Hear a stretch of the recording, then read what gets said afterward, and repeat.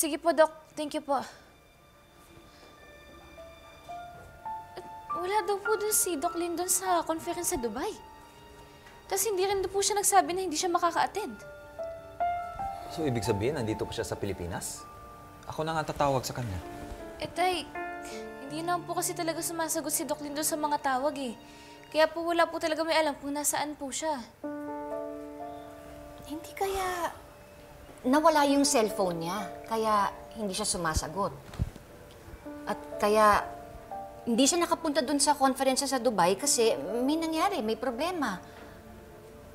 Anak, alam mo ba kung saan siya nakatira? Puntahan na lang kaya natin, sasamahan kita. At hindi na po, Nay. Okay lang po. Magkapasama na lang po ako sa mga kaibigan ko eh. Alam ko naman po na busy po kayo dun sa pag-prepare po sa kasal ninyo eh. Sigurado ka? Opo, Nay.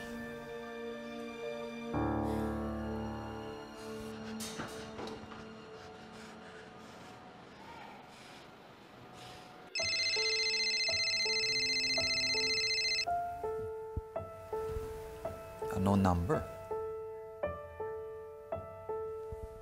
Hello? Sino to? Hello, RJ. Ang tanungin mo, kung sino talaga ang totoo mong anak? Hello? Carlos? Ikaw ba yan? RJ, makinig ka. Hindi mo anak si Zoe. Anong sinasabi mo? Hindi ko anak si Zoe? Sino ba talaga to?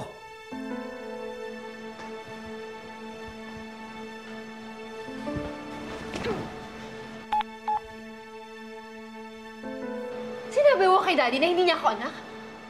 Nababaliw ko na ba talaga? Sinabi ko na sa iyo ang dahilan, Zoe. Kapag hindi ko nakuha si RJ, malalaman na lahat ang totoo mong pagkatao.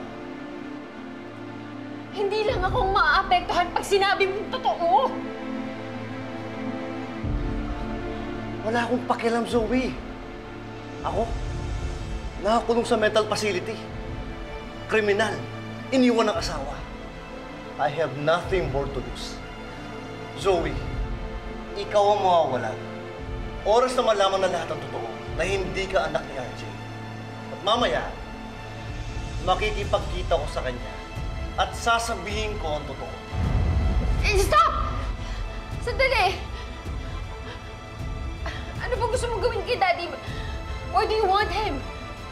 Gusto ko siyang patayin.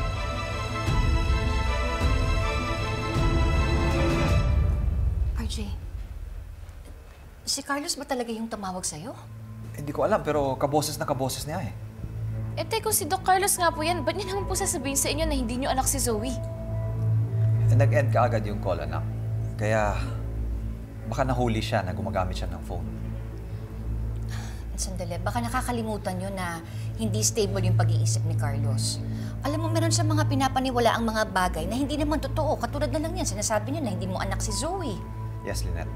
Pero kailangan natin makasiguro na mentally unstable nga si Carlos.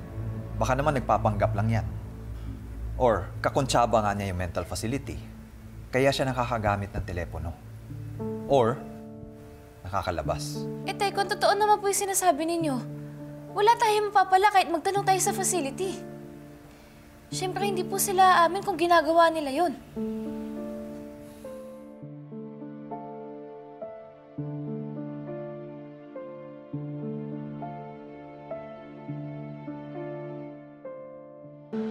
But you're not a killer.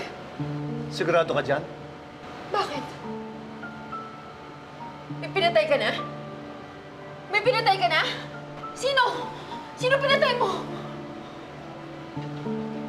Zoe, huwag mo na siyang isipin. Sabihin na lang natin na -1 siya sa nakakaalam sa sikreto natin. Sino ba nakakaalam ng sikreto? Si Doc Javier? Pinatay mo si Doc Javier?